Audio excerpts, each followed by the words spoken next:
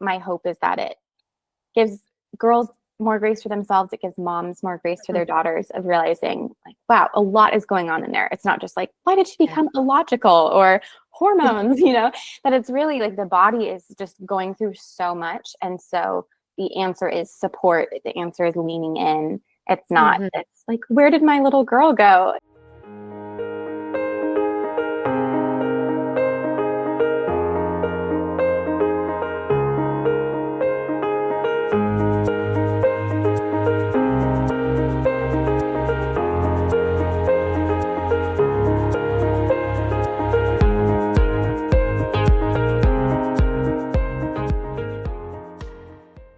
Welcome to the No Higher Calling podcast. I have Megan Ziegenfus with me. She is the creator of Body Talk Basics, which is a puberty course for moms and daughters. I won't steal her thunder. More about that coming soon.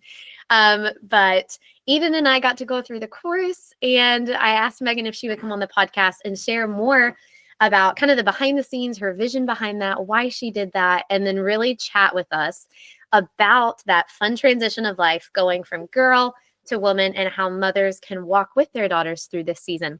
So Megan, thank you so much for joining us. Do you want to share a little bit about who you are, what you do, and maybe kind of how all of that landed you at making a puberty course? Sure, I'd be happy to. Thank you for having me. So I would say my story kind of begins in college, when I first started looking into women's health. And up until that point, I'd learned, a little bit about periods, how to care for myself on my period. I'd learned about the basics of puberty, from a book my mom had given me. And that was kind of about it. I didn't really think there was maybe that much more to it. I kind of thought it was normal that women had painful periods. It was just one of those unfortunate parts of being a woman, and just kind of went on with my life. And then when I stumbled into kind of the world of women's health, I was totally shocked to hear people saying things like, oh, period pain is not actually normal. It's a sign that your body is kind of out of balance in some way. It's communicating to you that it needs help in some way. And that was so different than anything I'd ever heard. And I started learning things like, oh, it's, your menstrual cycle isn't just the longer, fancier name for period. It's actually like there's a whole cycle that has 4 different phases, all of which are happening in a roughly a month, kind of culminating in a period at the end. And so it was kind of a series of learning these things about my body. And very quickly I was, I kind of went through like these stages, of grief, almost like anger that I hadn't been taught this before. And then, sadness that I'd gone so many years just, dealing with period pain, or even just thinking that, it was unfortunate that I had been made a woman, that being a woman was somehow like God's second best, that he cursed women more than he cursed men at the fall, that kind of thing. And so learning that, actually our female bodies are designed so beautifully, was this kind of physical, emotional, spiritual freedom, I guess you could say. And so, of course, immediately I had to tell all my friends, tell my mom, and at this time I was getting ready to become a middle school teacher. I was getting ready to go get my master's in teaching. And then I did teach middle school for 3 years. And I wasn't teaching health or anything like that, although we had to learn all about, puberty and that kind of thing in my education programs, getting prepared to teach middle schoolers. But just kind of working with that age group and realizing, wow, they really need this stuff now. Like we don't need to wait till women are adults to kind of be like, newsflash, all that stuff you went through, you didn't have to. And so it really kind of weighed on me of, okay, I think I need to do something about this. I love teaching. I love this age group. And just more and more was loving the topic of women's health. And so, 3 years into teaching, I decided I wanted to pivot. And so I started kind of frantically working on this curriculum and writing it all out and researching, and eventually recorded it in my basement and spent a long time editing it and designing books and illustrations, and then launched it to the world. And so, it feels like such a special thing to make something that I wish I could have had as a younger person.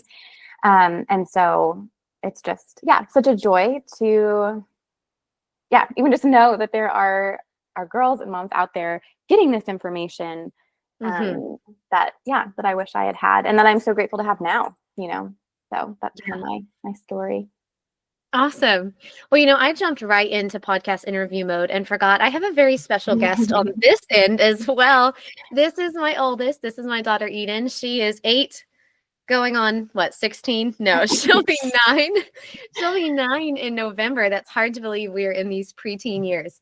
But I love what you shared. And, I won't take up too much time with my experience going through puberty. I actually did a whole review of your course on my blog, so I can share that link if people want more of my thoughts on it. But my experience was not great. I didn't know much. I'm very much like you. I was 30 and having my 3rd baby before I learned about my body. And God has chosen to give me 4 daughters. And I decided I wanted something very different for them. So she's number 1. She's my guinea pig. Love it. I'm the oldest too, so I get that. Yeah, it's really special though, because everything is a first for us. Yes. And walking through puberty and all of these conversations has been one of those firsts. So I wanted to ask her a few questions about your course and curriculum before we jump into kind of the meat of our conversation. So Eden, I want to ask you, what was your favorite thing about the Body Talk Basics course? Probably the connection time part, where me and Mom just had time to talk about different things. Sometimes there was like different fun questions that we would like answer and stuff like that. But I really like that. Just because I guess like me and Mom there's so many kids in our family. We don't really get much time, like just us together. So I really liked just like us together being able to talk about different things. Yeah, so she loved your discussion prompts where it was just a fun question. Yeah. We really enjoyed those. But do you remember you had said earlier when we were talking, there was one other thing you really liked about the discussion time? No. It would have the mom share part, right? Oh, yeah. And what did you enjoy about that part? I just liked you like telling me all these different things about when you were a kid. And like, I don't know, I just liked it. Yeah, so it was fun. You had a lot of times throughout where you would have the mom share her experience. What was it like when you were going through this, or when you were feeling these emotions and different things? So it was really neat for her to hear I was once there, but it was really good for me to be reminded I was once there. So good. What was the most interesting thing that you learned? I didn't know there was about the like whole menstrual cycle. I thought it was just the period. I didn't know like that there was multiple different phases over a month, and it like went over and over. Yeah, that was very interesting, wasn't it? Learning about all those different phases, how they all work together. Yes. Yeah. Well, do you feel more prepared for puberty after taking the course? Yes. I'm pretty confident about doing it after taking the course, just because that like now I know like about all those different things, and so it's like easier to like it's going to be easier to go through it. It's not a surprise, catch you off guard. Yeah. Well, good. Well, maybe even a little more detailed. Do you feel more confident to start your period? Because I know sometimes that can be a little daunting for girls. So do you feel more equipped with some of the tools that she gave us? Yes. I really was I guess I was anxious about like starting my period. It's because like I don't know when I'm going to start my period. I could just start it church. Yes. And like I don't want to get blood all over my favorite church dress or something. Exactly. But after like going through the course and like learning about the like period toolkit and all that, I'm much more confident. Awesome. Yeah, so you shared about having just a little prepared pouch or bag or something as your supplies, so you're ready to go. And she really liked that, just that kind of, it's there if I need it. Yes. And so it's not caught off guard. Great. Well, last question for you. Do you think that us going through this was a really neat bonding experience to kind of just strengthen our relationship and our friendship? Yes. One of the days we did a face mask together, good. and we made tea, and we just sat in your bed and watched the course. That was really fun. It was fun. We snuggled up in bed. We had our charcoal face mask, our hot tea, and learned about puberty together. I love that so much. Eden, thank you so much. I don't get to hear from girls very often directly like this. You know, when I was in a classroom teaching, there's all this immediate feedback. And so it's so nice to have done an online course where you can do things like snuggle up in your bed with your mom and have that cozy time, or in her bed, I should say. But I sometimes feel a little bit sad that I miss out on that connection. So it's so, so special for me to hear you talk about your experience and going through the course. So yeah, thank you for sharing. Well, I think from mom and daughter, we say thank you. We really enjoyed it, right? Yeah. All right. So Eden headed out, and we're going to jump into our conversation here. And I wanted to really ask you, why did you put such an emphasis on moms doing this with their daughters? Really that kind of one-on-one, or maybe you have more daughters you're going through, but that mom-daughter relationship in particular, I mean, you really emphasize that throughout your course. Yeah, that's one of the things that I think kind of makes my course special, and yeah, that I just love about it, because yeah, it's not something that you stick your daughter, like you don't just hand her a book and have her read it on her own. You don't set her up in front of a computer and kind of just like, let me know if you have questions.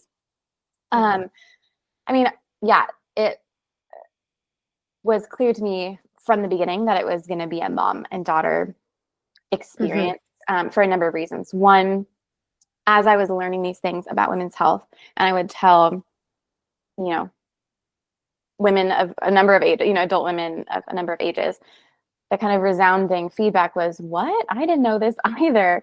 You know, or I'm stocking up on pain meds for my daughter who's about to start her period. Like, you know, you're just doing the things that you think are the best to support her from what you knew.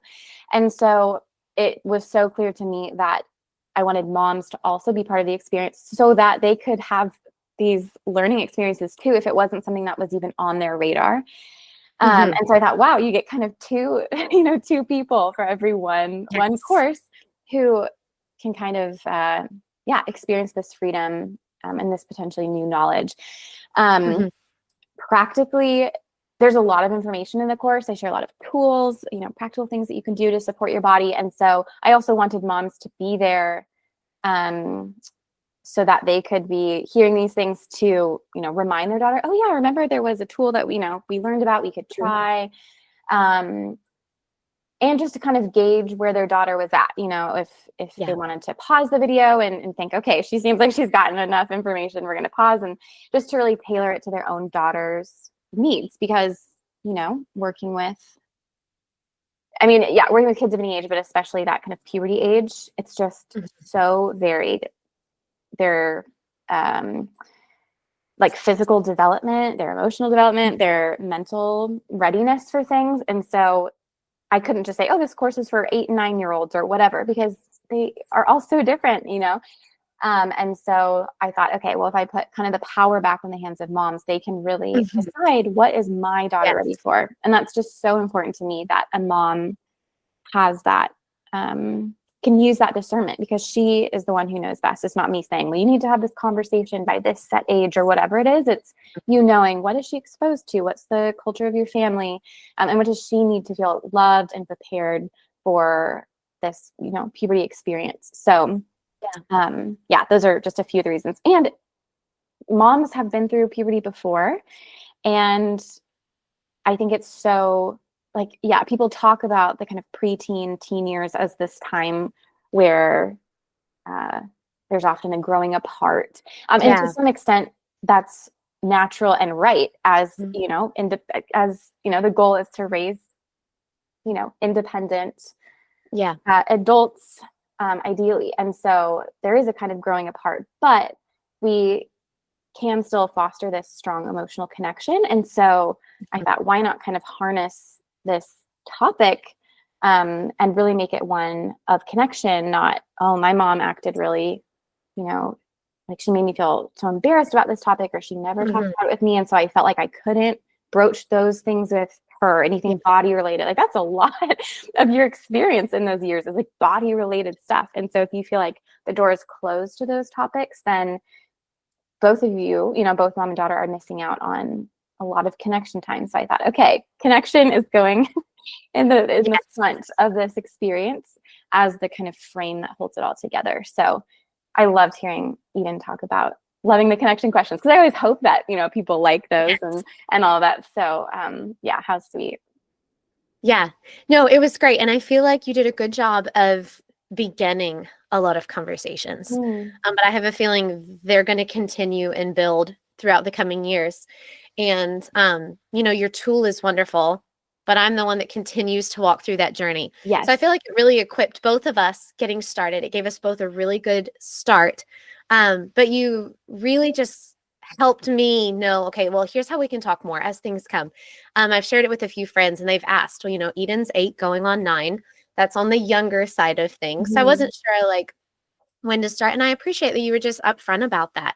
It's not for every 8-year-old. You wanted the mom to decide. And I think that's great. I actually put that in my review on the blog. Is, moms can pre-watch it. Yes. And decide what's good for my daughter, what's too much. I don't think physically we're quite there yet with Eden, but some of the emotionals kicking in. And we have a very open family culture. I've had some babies at home. She's been around that. So it's not like all of this was completely new. We had already started kind of laying some foundation here. And so that was great. And I just really love that. I loved that you made that emphasis with moms and daughters, because I feel like, especially at that age, our girls tend to be a little vulnerable, and there's so many voices that want to speak whatever their version of truth is into their heart. But I believe as a Christian mom that God gave me a unique spot to really influence her and to influence her well. And so that was great. I just loved that in so many of those conversations that are going to continue on, I get to be the first voice. Even if that means starting a tad early, I'm okay with that, because I want to be first with a lot of these conversations. That's so good. I appreciate you saying that. And it's, such a great way to think about it. Well, how do you think that investing in our daughters during this season of life can create a strong bond? A lot's happening, a lot's changing. They're unsure of a lot of things. So we've already talked a little bit about this mother-daughter connection, but I think it's really important. You said there tends to be this drifting in those years, where I really think that maybe if we have a different perspective, it should be a leaning in time. Yes. So what do you think that can look like in really fostering that relationship? I understand there's still the parent-child, but as they get older and older, that transitions a little bit. As you said, they gain independence and more towards friendship. And this is kind of this step that starts heading in that direction. Yeah, totally. Which I think, in part begins too with, this is in part why I had the mom share times, which I have at the end of each section. Where I'm asking moms to reflect on their own experience, because I feel like that's I kind of remember that as a developmental stage or leap or something, where you start realizing my mom was once a kid.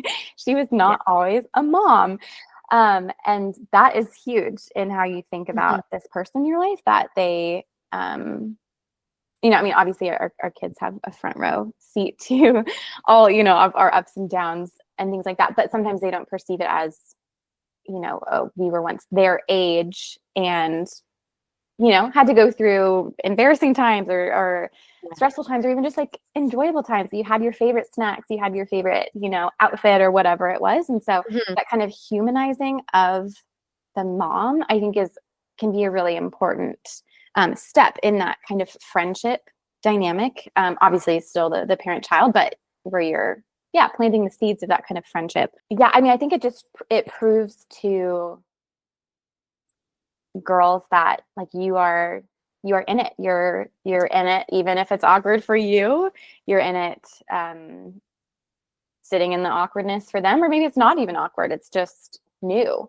And that's why I think being proactive yeah, like you were saying, being the first voice offers so much stability for girls mentally to know that, like, okay, that, because I think, you know, we probably do this with everyone in our life. We kind of have a list of things that are okay or not okay to talk to them about, you know? Yeah. And it might not Yeah. even be like, I can't talk with them, but just like, oh, we might have our fun friends or the friends we go really deep with or whatever it is.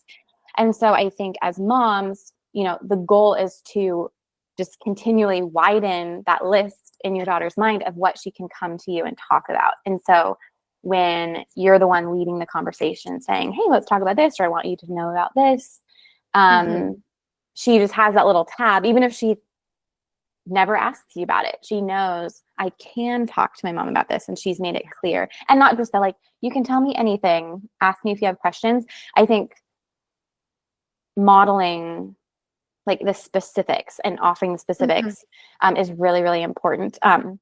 Not that it's, you know, bad to say, you know, let me know if you have questions, but I think these topics for many girls are new, or the level of detail that they might want to know about is new. And it's almost, you know, like in my teaching training, so much of it is about, you know, sentence starters, like teaching kids how to ask the questions or to frame the response that they want to give. Because sometimes they have all of that in their brains. They just don't know how to communicate it. And so, yeah, I think this part of this bond is providing the kind of sentence starter for them. Yeah. So that they know. Well, you know, you did a really good job too throughout the course of really helping them, equipping them with tools. You mentioned that different tools that I think they can walk forward with confidence. And that is so different from my experience. I mean, I think you shared, you know, I remember getting my period or different things changing and thinking like, I'm dying, something's wrong with me. Like, what's going on? This has never happened. This is strange. And I didn't necessarily have that connection with my mom where I felt like I could go to her with anything. So a lot of that, you know, you navigate on your own. And, you know, way back in the 90s, navigating it on your own looked very different than it does here in 2025. I don't want my girls to navigate this on their own. That can lead them to very scary places. Yes. But I love that you did that again with this mom-daughter bond, really helping them to walk with confidence into something that is coming. So maybe if you want to share just a few ways that, you know, you've done that, maybe some of the different tools that you have, some of the things in your course that, you know, helps a girl be able to walk away from this and say, okay, Eden and I were talking, she's like, it may still be a little awkward. It may still be a little weird. I'm still a little bit like, but I know what's going to happen. And I know, hey, this is what I'm going to do. This is how I'm going to prepare. This is what I need to talk to mom about. Yeah. Yeah. Like your period toolkit, for yes. example. Yes. It's a great one. Oh, good. Good. Yeah. So as you mentioned, I talk about putting together a pouch of different period products to have. I mean, we do things too. There's like a period experiment where you take different, you know, period products and you see how much liquid they can hold, just little things, even trying to make it more accessible. Like you can offer a pad, but if they don't really know exactly, they just know it's going to catch the blood, but they don't exactly know, or they don't even know what the blood might look like. I always talk about how first periods can often be brown, you know? So when girls, they might be told you're going to bleed a little every, you know, month for 4 or 5 days or whatever. And they're picturing like bright red blood, which ideally it should be, but first periods aren't often that way. It might even be a little pink and watery. And so I think it's just so important for girls to be able to recognize things as they're happening. And like for some girls, like they're very familiar with this stuff already. And for others, like it is the first time. And so just kind of making sure all the bases are covered. So I mean, you even have this section on the common sense. Maybe you want to give what the SE is, SE meant. But even that part, like that's a part of puberty that I guess hadn't like clicked in my brain that's a part of it too. You know, what do you think? You think of all the like body changes, not necessarily just those common sense things, but that was so good too. And that really helped her think through, like, as I'm growing, as I'm changing, as she's taking more of that personal responsibility for her own body. You know, she's not 3. I'm not brushing her teeth and, you know, putting everything on her plate every meal. That was really good for her to kind of, again, just with that confidence, be like, okay, you know, I'm starting to make some independent decisions, take care of myself. What does that look like for now, but also for the rest of my life? Ooh, yay. So good. I'm glad that was clicking because, yeah, I always have my design for how I hope things land. But yeah, so the last module of the course is called Common Sense Care. And SENSE is an acronym for skin, exercise, nourishment. Sleep, exercise, nourishment, skin, and emotions. And so, yeah, we talk through why it's important to get a lot of sleep for your growing body. We talk about, why movement matters and nourishment. We talk about even like kind of how to create like a nourishing snack. We talk about just very, very basic kind of protein, fat, and carbs. For me, it was really I love easy. your sheet that had the ideas because sometimes it's like, I need to see it. Okay, now this is a picture of a little snack that it ticks all the boxes. So that was great. Good. Yeah, I have a little mix and match sheet with pictures. And it's not about, eating perfectly. It's just about realizing, our body needs really kind of a diversity of nutrients. And so the more we can be kind of just thoughtful about what we're giving our body so that it has the best fuel to run on. That's kind of a recurring theme, is that, we need to give our body fuel, or that it actually runs on something, because it sounds so silly once you think about it, because you're like, duh, that's so basic. But I mean, I was, into my adulthood when I really put together, I knew like, you need to eat and, care for your body, but really thinking, like it could show up in my period experience if I've been not eating enough, or I've been not moving enough, or whatever, not drinking enough, or whatever it is. Was kind of like, oh, right, those systems need nourishment too. It's not just I'm hungry and now I'm not hungry. So I'm hoping to kind of plant those little seeds early for girls. And then, we talk about just some kind of basic skincare stuff, some fun little DIY skincare things you can do. And then really the bulk of that section is on emotions. And talking about how the brain is kind of under construction during puberty. It's becoming closer to an adult brain, and obviously it's a years long process, but the part of the brain that's kind of responsible for helping kind of manage your emotions, your emotional response to things, even your kind of rewards, the instant gratification, all of that's like really under construction.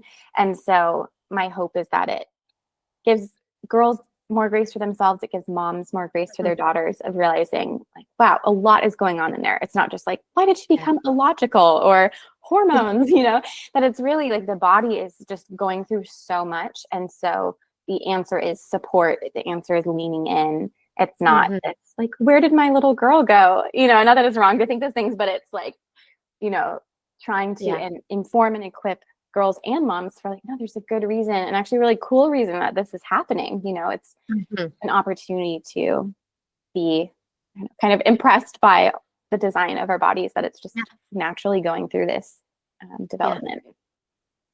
Well, you talked in the emotional section about how the different parts of the brain, you have the logical problem solving side, and then you have that emotional side, and how if the daughter's in the emotional side and mom steps in with that logical, like, stop right now, let's solve the problem, move on. That can be difficult. And that was really good for me, because I'm that problem solver, fix it, like, and the problems that I thought were huge when I was 9, as a 30-year-old, I'm like, come on. But when I was 9, they were huge, Right. And that was really good for me to just kind of step back. And I've really been thinking about that, and actually chatting with a few other mom friends who have daughters. And we've been kind of just thinking about that, and, working through, as a Christian, what does that look like to process through your emotions? That doesn't, and you even mentioned in the course a situation with your sister where you were kind of aggravated and frustrated, and you felt those emotions. Then you kind of lashed out at her. But that was good. That gave like my daughter and I a real scenario where we can say like, hey, we don't want to lash out at people. How do we do that? But you came back and you did such a good job of, okay, like I went back to my sister, asked for forgiveness, because we do those things. So it was great to have that conversation of how could we have worked through those emotions yet have not acted out? Or if you do, how can you then go back and fix that? But also that, I think sometimes we're taught just to suppress any negative emotion Mm-hmm. that's not joyful or thankful or all those good ones. Yeah. But sometimes, I think about David in the Psalms. He processed a lot of negative emotion, and God never shunned that. God sat with him, he embraced him, he comforted him. But David, in processing, you talk about that wave, in kind of feeling the crash of the loneliness, the despair. I mean, some of the dark emotions, he always ends with hope and trust in the Lord. And so that was some conversations that I was able to have with my daughter that I thought were really good in that emotion. Yeah. Because even she was at first like, well, aren't emotions bad? Oh, And interesting. Mm-hmm. And, so it was good for us to talk that through. Like, no, God gave us emotions. It's just who's in control and how are we doing that? So that was really good about that section. And then one other thing I was going to mention, for my crunchy mama friends out there, your course is great. I think it's adaptable to so many moms and how they parent. But I appreciated a little more of that crunchy, holistic approach to different things, even some of the tools you recommended, some of the different DIYs and just different things that you had on there, because I do lean on a very more natural side. Yes. But when I first asked Eden, what was your favorite thing about, or no, what did I ask her? I asked what was the most important or interesting thing that she learned. She's like, I didn't know that there were so many bad ingredients in soap. And I was like, okay, your biggest takeaway from the puberty course was soap ingredients. So we tweaked that question and answer a little bit. But I thought that was really interesting. But I like how you brought out even things like that. And hey, when you're starting to make these decisions and, you're starting to wash your face more, you're starting to be more oily, just be very careful about what you put on your body and just steward it well. But I really did enjoy that. I mean, I enjoyed all the course, but that section was a part that I think mentally I just thought, it just didn't register as a conversation to have in regards to puberty. Right. And so that was really good. Yay. Oh, I'm so glad. I'm so glad to hear that. And I don't get to talk with people about that last second, like on podcasts. I haven't gone into that too much. And so it's really, helpful even to have that feedback. And just a reminder, that's a really key part. Yeah. Well, your course really was, and I love how you just kind of made it adaptable for everybody. But as a Christian mom, and we're both Christian moms, I think it's so incredible to bring God's design into all of that. And so your course was really great. It really started us on a platform, and then I could expand those conversations as I saw fit. And I really love that. I appreciated that. The workbook was written really well for that, where you gave kind of the bones, and then I could put the meat on that. And maybe just this last question, why do you think that it is so important for women and girls to understand that our body is beautifully designed? You shared kind of your story at the beginning that you were like, man, why'd I get stuck with this? Right. Like God really does have a beautiful design, and that is seen in so many aspects, even of this puberty season. Yeah. Yeah. And our reflection on our own design, our belief about how God created us, why God created us, kind of forms the basis of our relationship with God. How we think he feels about us that really determines so much if we want to like spend time with him, if we how we want to spend our time here on earth. And so it's easy, I think, to just hear, your body is good. God, God said it was good. But I think when you look at some of the specifics, like what does good actually look like? What does wisdom look like mapped onto the body? You start to realize, like, oh, okay, yes, I do. I do actually see that. Like I see the proof of God's love in how my body was made. And that's different than just hearing God loves you or something like that. And I think it can be especially powerful because there are a lot of experiences that all of us go through, but I only know my experience as a woman. And so it feels sometimes like women have a lot of these experiences where just weird, painful, uncomfortable, awkward things are happening in our body. Particularly if we don't know that they're actually good and normal and have a purpose and all of that. And so, I'm just so passionate about helping women see that their body is so intentionally designed.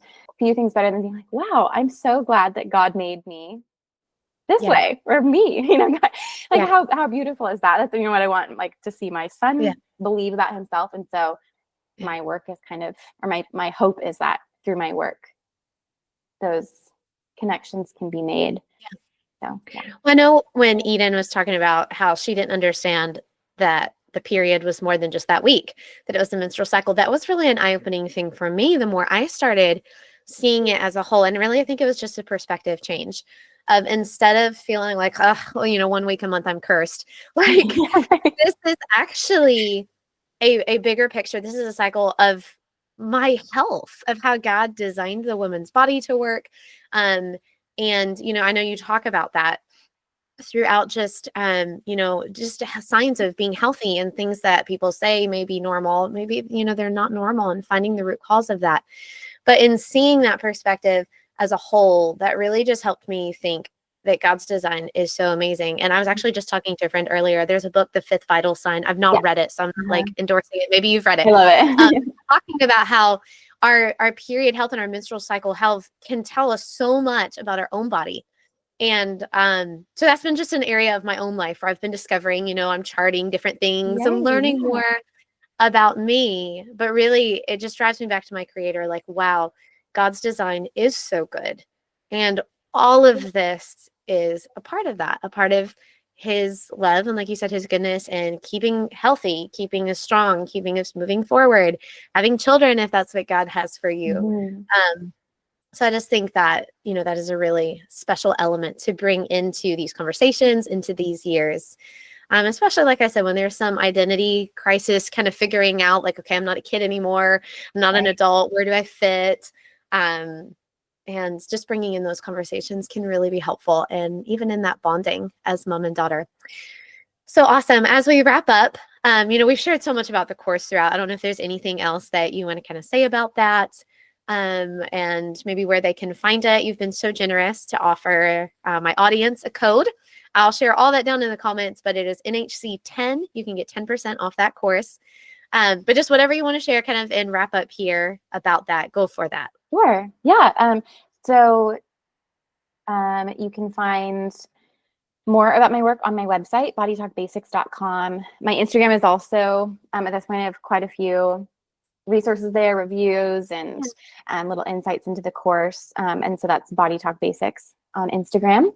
But yeah, I'll just say some of the basics. It's about 3 hours of video content broken up into 6 different modules. So we talk through, breast development, body hair, body odor, all about the menstrual cycle, and then these kind of caring for your body tips. And you also get digital resources, printable period and menstrual cycle trackers, and snack ideas, and DIY heating pack activities and things like that. And then you get mailed a box of course materials. So a workbook for mom and daughter to fill out while you watch the course videos. And I give prompted times to turn to specific pages. And then you get a course book as well, which I kind of designed almost as a reference point. It's most of the material that I talk about in the videos in book form, so that girls can hear it with their mom first. And then if it was like, what did we learn about that specific thing again, you can kind of flip back to the book if you don't want to rewatch the videos. So that's kind of the structure of the course. And it's self-paced. You can do it over a weekend. You could take a couple of years to go through it if you wanted to really spread it out based on her timeline. But it's all about what you think will benefit your daughter. So. Yeah.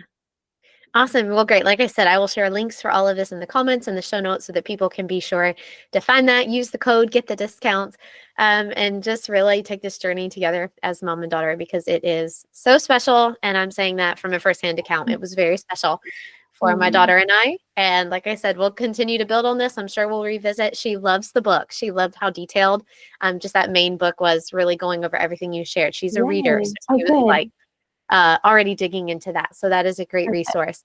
But Megan, thank you so much for joining me and just sharing more about what you do and how you help families. Oh, well, thank you for having me. This was truly such a special experience for me. So I really appreciate it.